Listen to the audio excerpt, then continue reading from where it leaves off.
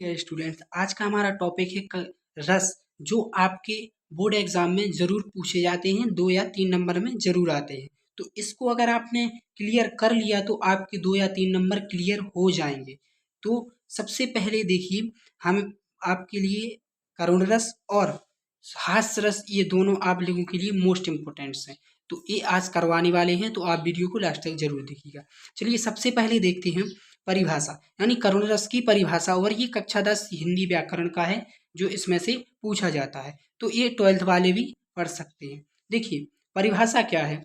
किसी भी वस्तु या व्यक्ति आदि के अनिष्ट की आशंका अथवा इनके विनाश से उत्पन्न, यानी कोई भी समस्या हो गई या जो भी कुछ भी विनाश हो गया, किसी भी क्षय हो गया, जैसे किसी मान लीजिए किसी की बारिश के कारण जो है फसल जो है उसका नष्ट हो गया, तो उसके मन में क्या, एक तो संवेदनात्मक स्थिति बनेगी और उसके मन में क्या होगा, दुख और क्षोभ उत्पन्न होगा।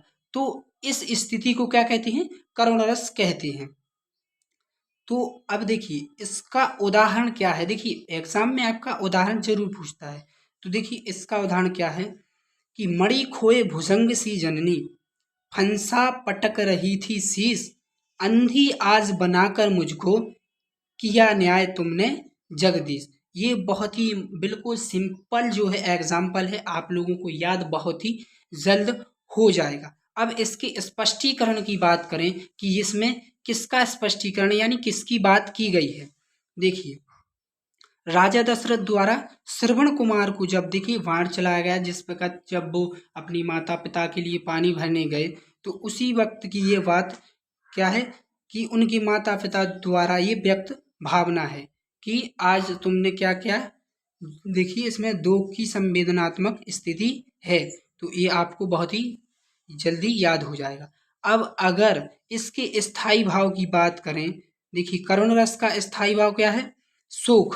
देखिए ये है स्थायी भाव क्या है, शोक। अब अगला क्या है, हास्य रस।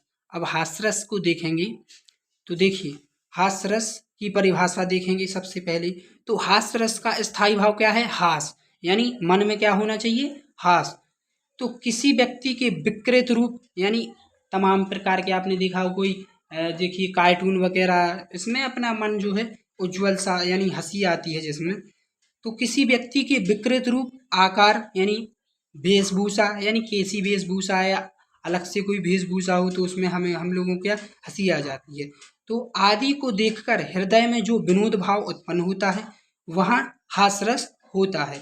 यानी कहने का अर्थ ये है कि किसी भी विकृत व्यक्ति या वेशभूषा को देखकर हमारे मन में जो है हंसी उत्पन्न होती है या विनोद भाव उत्पन्न होता है, उसे क्या कहते हैं, हास्यरस। अब देखिए इसके अगर उदाहरण की बात करें तो क्या है, नाना वाहन नाना बेसा, बेहसे शिव समाज निज देखा।